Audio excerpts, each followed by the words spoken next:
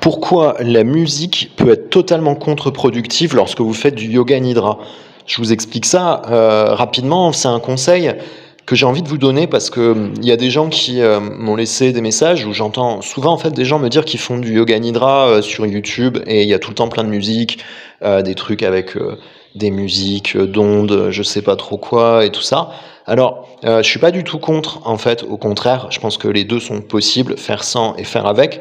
Je voudrais juste vous expliquer un petit détail de pratique qui est vraiment important, et qui vient d'une pratique plus rigoureuse, du yoga traditionnel.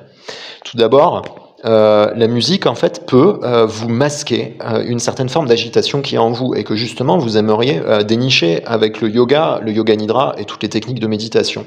Vous voulez pas rester avec quelque chose de masqué en vous. Le but du yoga, c'est justement d'aller dénicher ce qui se cache en nous et qui nous empêche d'être, vraiment tranquille et en paix.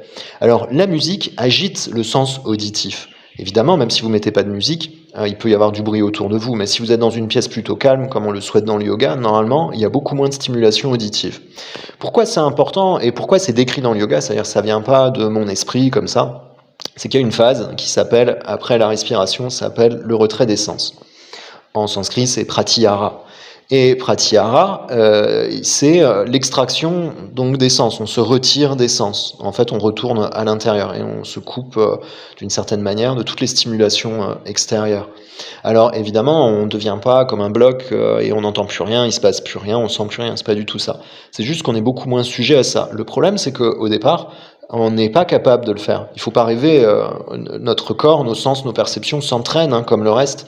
Donc vous ne faites pas un 100 mètres en moins de 10 secondes sur une piste de course du jour au lendemain, il faut des années d'entraînement.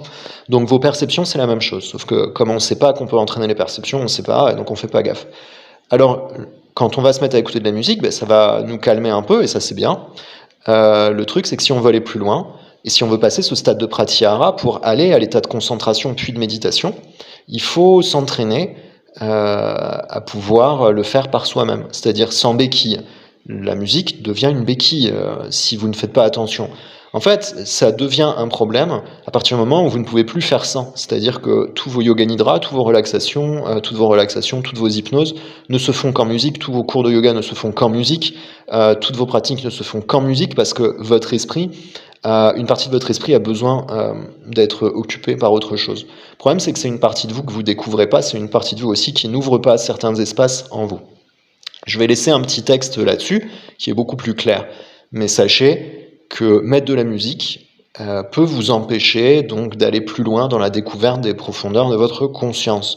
Parce que ça va stimuler une partie auditive qui vous empêche donc de le faire. Il faut donc apprendre, dans un entraînement rigoureux, à devenir autonome. Ensuite, un jour, vous pouvez réutiliser la musique, et puis voilà, vous pourriez d'ailleurs alterner les deux. Mais il faut simplement pas que ça devienne une béquille et que ce soit la seule solution. Il faut que vous mélangiez les deux. Hein, des fois un peu de musique si vous souhaitez, parce qu'au début ça peut vous aider. Ensuite après rien, comme ça vous découvrez ce que c'est vraiment que de le faire en autonomie totale. Et après, quand vous êtes vraiment très très bien entraîné, après vous comprenez quels sont les effets en fait de mettre de la musique pendant que vous êtes en concentration totale et en méditation complète. D'accord. Voilà. Donc pourquoi la musique peut être totalement contre-productive pendant le yoga nidra? Eh bien parce qu'elle stimule un sens qui doit être mis en retrait pendant un instant, le temps de pouvoir plonger dans un état méditatif profond entre sommeil et conscience. Voilà. Donc petit conseil de yogi, voilà, je vous invite à, si vous ne faites que des audios sur internet de yoga nidra, à vous trouver des audios qui sont sans musique pour vous entraîner de plus en plus à devenir autonome. Voilà. Je vous embrasse et je vous dis à très vite.